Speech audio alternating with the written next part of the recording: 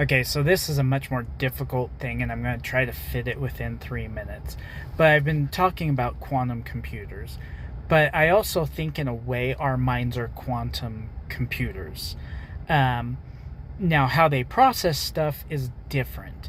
And if we allow ourselves, our minds can do amazing things. And you see that with some people, whether they remember numbers or the people that do Rubik's cubes really well, that they can process through stuff really fast. And um and it gets to other things where I've kind of noticed in the past when I really get into sports, and suddenly it felt like time slowed down on things, or like I'm really focusing on stuff and it seems like time slows down so that I can do things like, oh, I can adjust and I can adjust and I can adjust. And it's usually only for that split second, but if you can do that split second for a little bit, that, and you can feel like time does that. And and this goes deeper into like how time is bent, and a lot of people might think, oh, well, you can't bend time.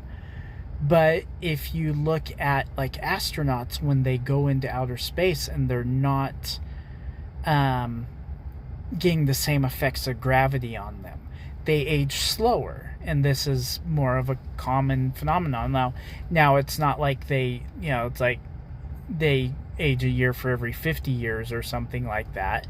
It's not that type of thing, but it's kind of something like in Interstellar.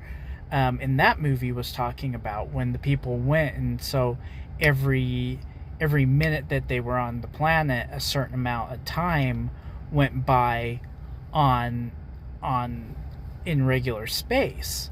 And so if we look at all these things, like I there's the possibility that we might be able to bend time and space. We just don't know that we can do it or how to do it. And but if we could figure out that we can do it, we might, like we might have to be enlightened, and that might mean that's that extra.